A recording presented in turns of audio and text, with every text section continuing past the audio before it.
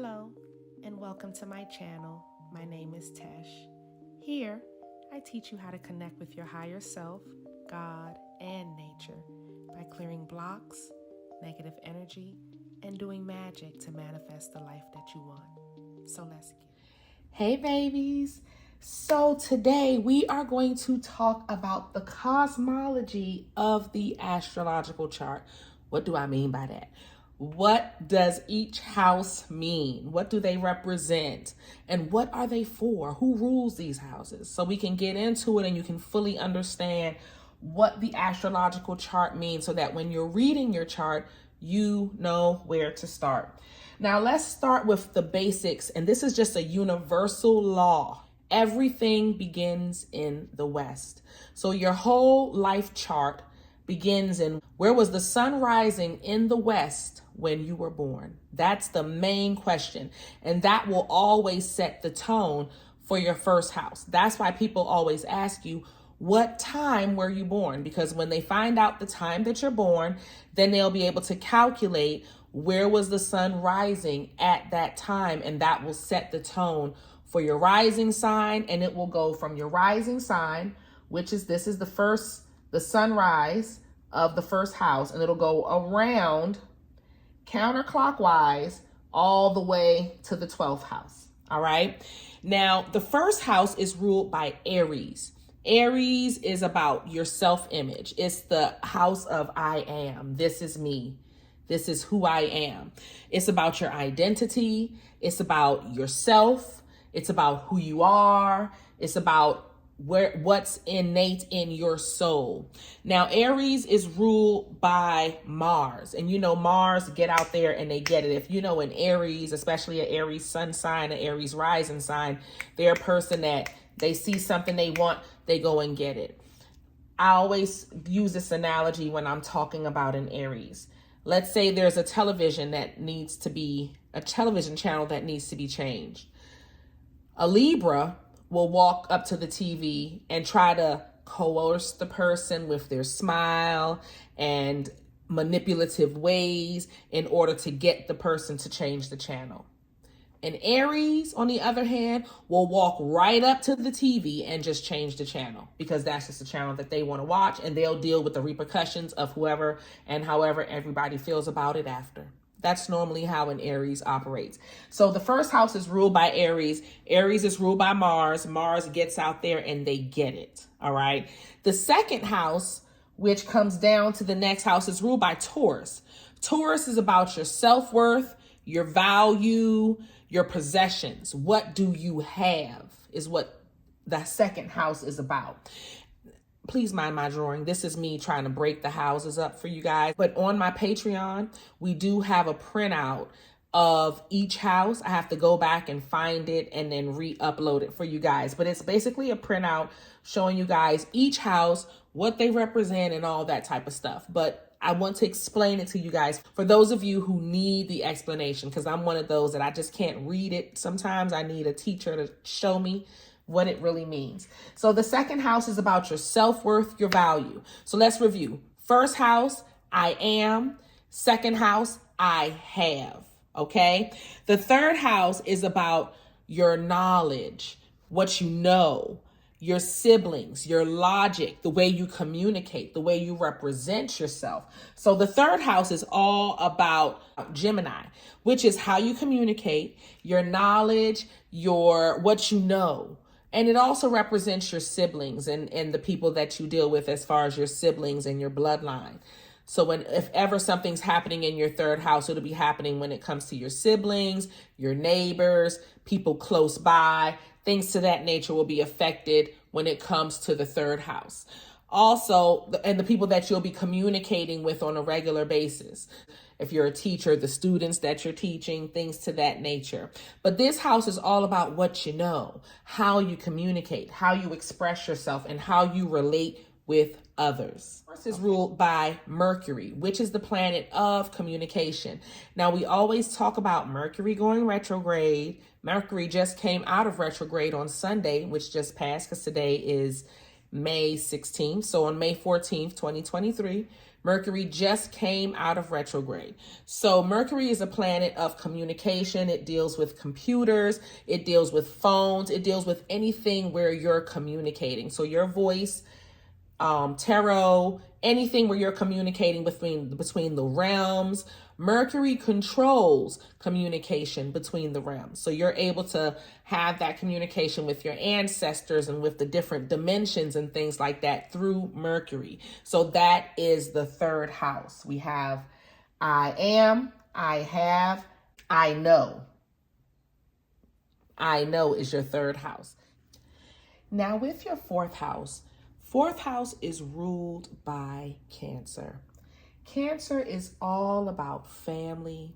Cancer is all about nurturing, bringing security, bringing peace.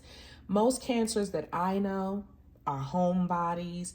They'll have parties at home. They'll be entertaining at home. They'll go to the movies at home. They just want to be at home with their lover, with whomever, with their family, because they're very much nurturers.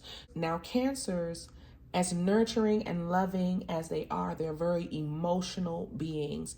They're ruled by the moon, and we all know the moon changes signs every 2 to 3 days. So we already know that their emotions are fluctuating up and down, and a good way to describe Cancer as being the first water sign that we're going to talk about today is, let's say we are in the ocean.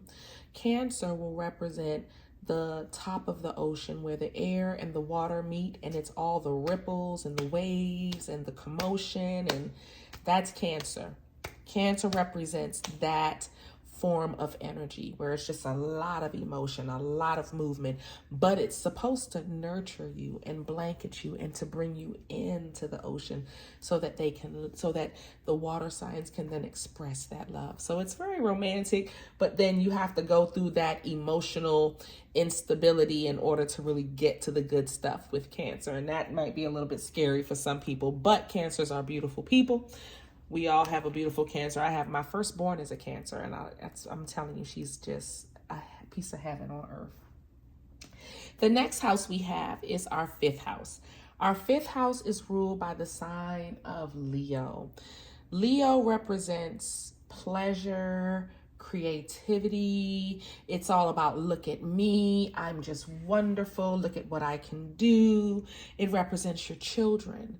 People who have Leo in the first house, your children are usually your world. You want them to just be part of everything they do, not just like a regular person, but they'll actually become your job or what you end up doing long term, where you'll be so wrapped up in your children that when they become adults, it may be hard for you to break away. And that happens to a lot of parents. But with a Leo rising, it may be a bit more severe because it's all about your children. You usually will wrap your life around what your kids need and where your kids need to be and all of that good stuff. So be careful, Leo risings. Start having your own activities, but still wrap your life around your kids, because you only get them during the small time that you have them. And that's something that I had to learn and just learn to cherish every bit of them. Anyway, with Leo ruling the fifth house, of course, Leo is ruled by the sun. So the house ruler for the fifth house is the sun. The next house is the sixth house. Your sixth house is the house of Virgo, and Virgo rules your health, your service, and what you do for a living, what you offer to the world. The stability that you bring into the world is your sixth house. Now, Virgo is ruled by Mercury, the way you communicate with the world, the way the world communicates with you. So the Virgo will be the common people who are normal, hard-working, everyday people. That's when you're using your Virgo energy. When you get up every day, you get up at a certain time, you go to work, you get that check, you come home, you're following that Virgo steady, consistent, and it's very productive energy. And it's hard sometimes to get into that flow. But once you get in it and you're flowing, the world will just open up to you because especially if you're a Virgo rising. Now, at this point, I want to make a specific demarcation. This is when we start getting into the psychic realm. So here, at this point, we have this line of demarcation, okay? The first house to the sixth house deal with your ascendant and descendant. So from the first house, this is your rising sign, and it goes all the way around to your descendant. This is where you're coming from. So you're trying to master whatever skill comes out of your rising sign.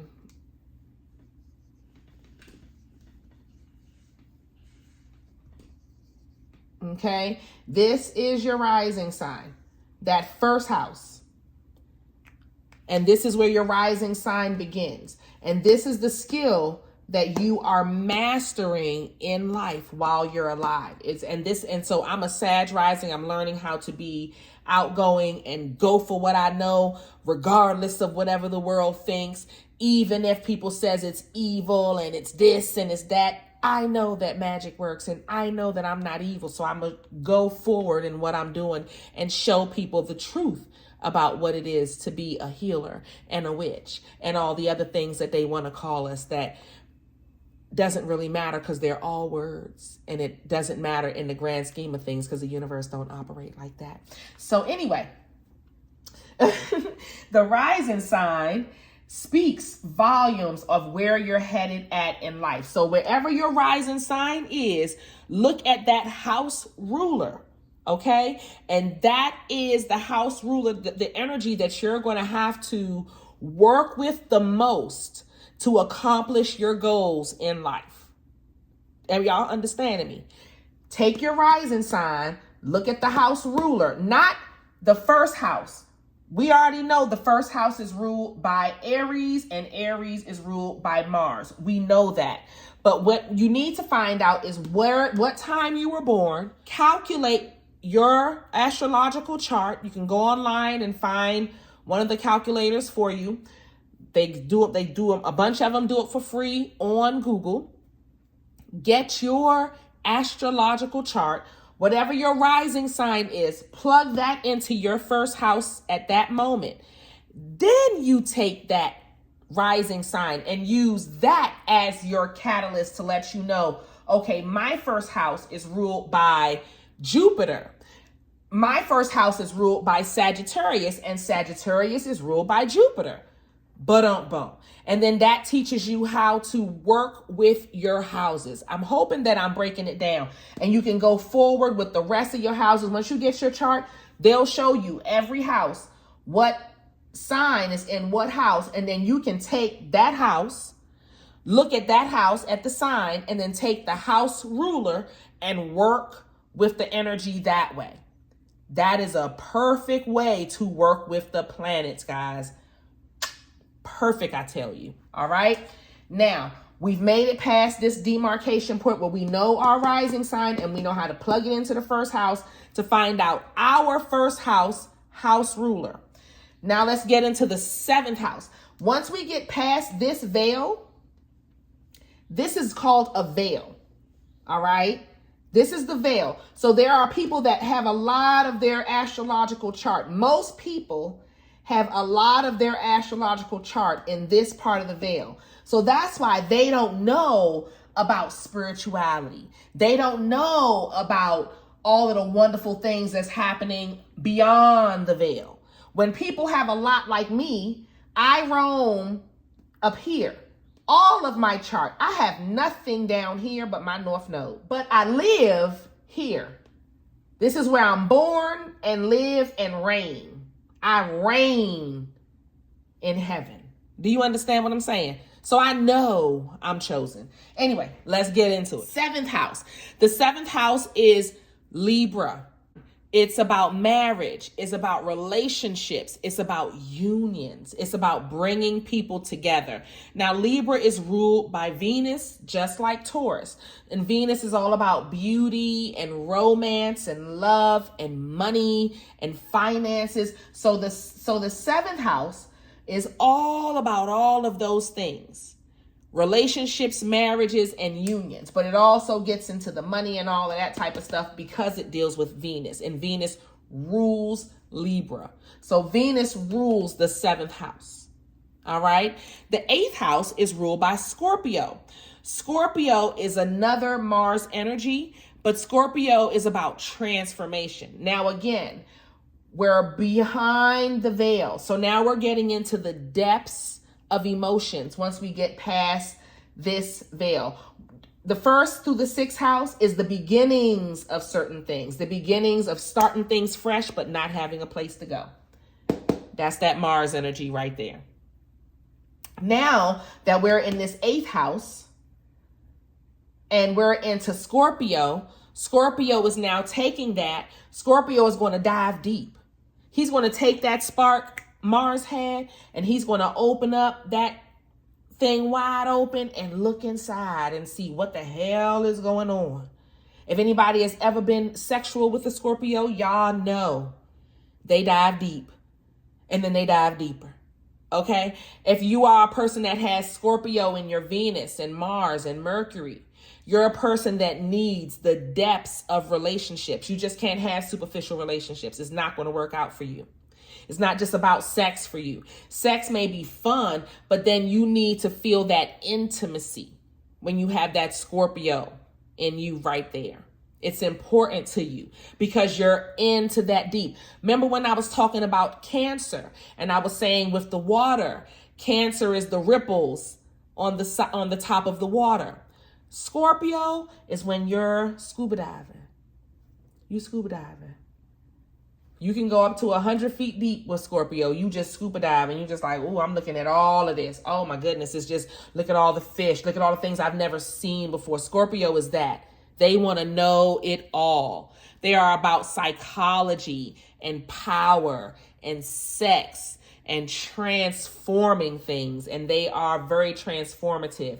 If you have a Scorpio in your life, that person is there to transform you in some way.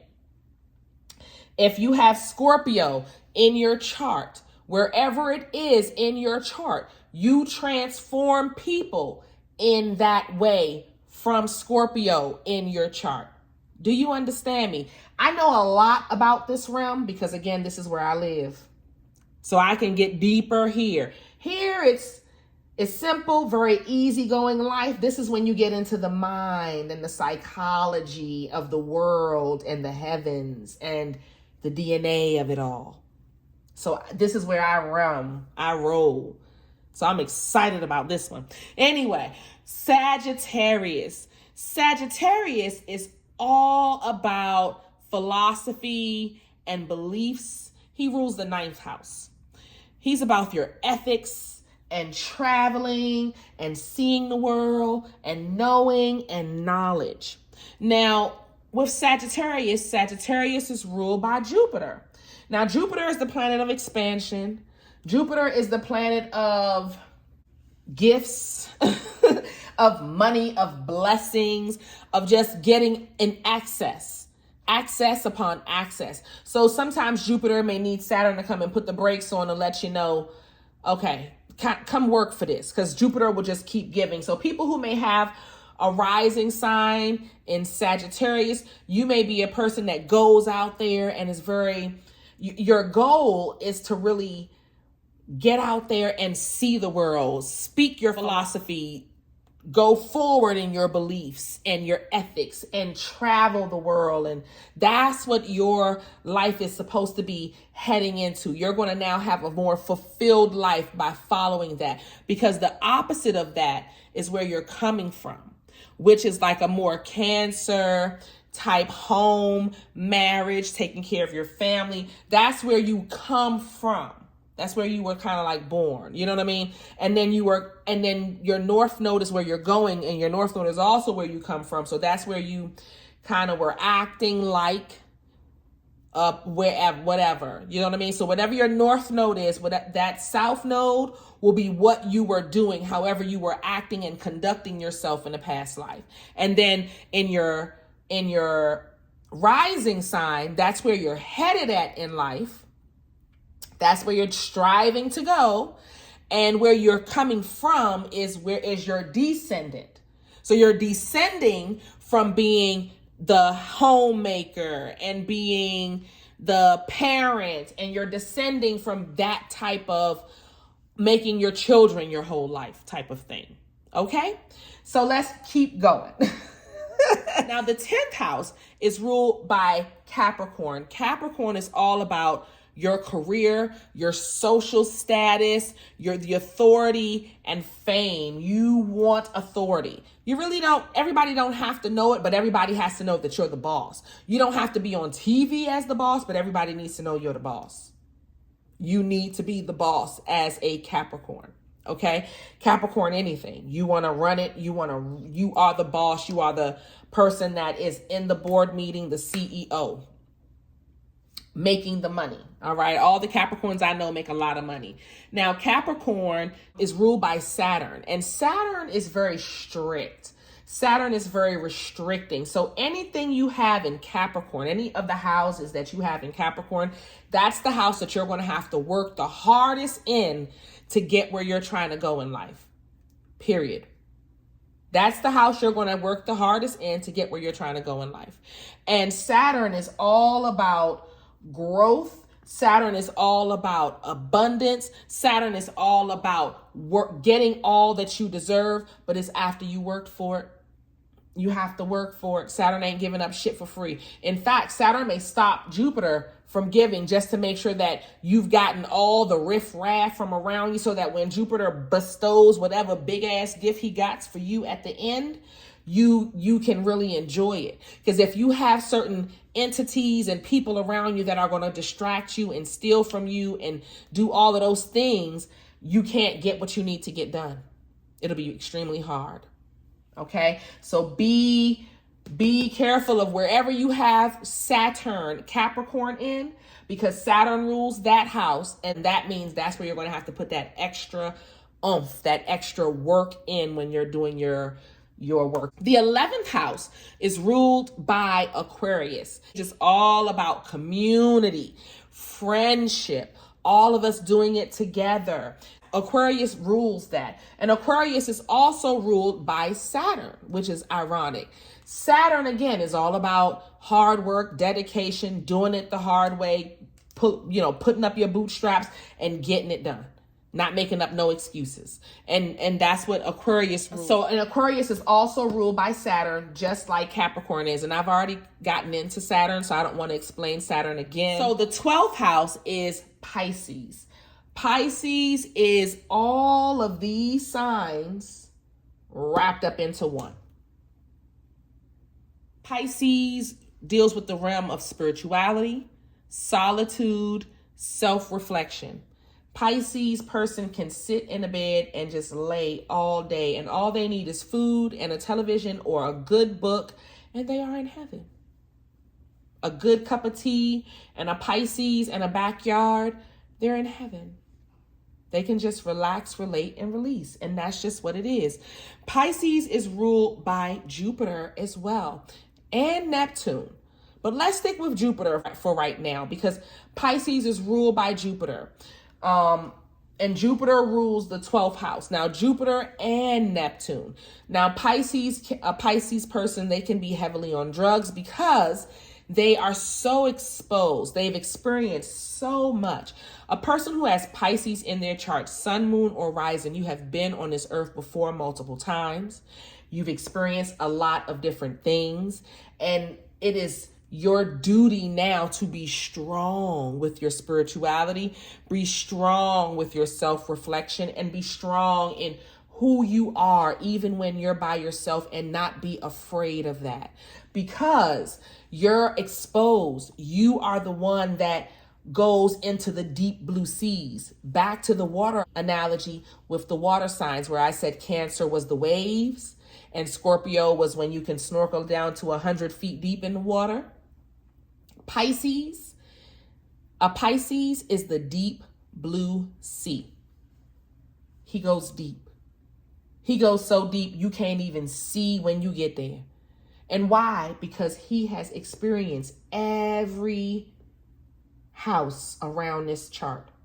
He is the equivalent of everything, and he holds so much esoterically, spiritually, holds so much that they may be weighed down with burden. A lot of them are the self-sacrificial lambs. They're the ones that will throw their self under the bus and sacrifice and give and help. And the goal, or one of the main lessons for a Pisces, and I have a Pisces child, and I remember telling her when she was 3 years old, baby girl, make sure your needs are met first, honey. Don't be just giving and sharing everything you have, and then when you need something, they want a penny pinch. No. Now, she's still very giving, but she's giving to people who are giving to her. And she has real friends and real people that love her. And I appreciate that about my baby. And I'm very proud of her. So she's learned to like find her way at a young age. But that's because she got me as a mother. And I knew when she was born that that was going to be an issue. So when I saw it coming up in her when she was little, I tried to nip it in the bud. And I guarantee you we'll have to deal with it again in the future. But even if that is the case, we're good. Because I know she'll be able to bounce back to what mommy has taught her from the beginning. And I'm going to tell y'all the same thing. Wherever you have Pisces at in your chart, try not to sacrifice yourself. You have to stand up for yourself and make sure that your needs are being met in all realms all the time. All right. So that is it for this chart. I do want to say, guys, if you are missing anything in your chart, because most people have something of all 12 signs in their chart. If you don't have a piece of one of these, let's say like I don't have Aquarius, that means that Aquarius is hidden in my chart. That means that wherever Aquarius is working on, that means from friendship and community, I'm going to have to find my own way through every astrological house that's within my chart in order to understand friendship and dealing with community and how to deal with people in a large scale. Isn't that deep? So that's an extra bonus for you guys in this video, but that's my hidden sign. What's your hidden sign in your astrological chart? Let me know in the description box if you have a hidden sign or do you have all 12. And if you have any questions about anything I said today, please rewind the video and watch it again. You might want to watch it 3-4 times. And then you can come to the comment section and ask me a question. All right. I'll see y'all in the next one. Bye.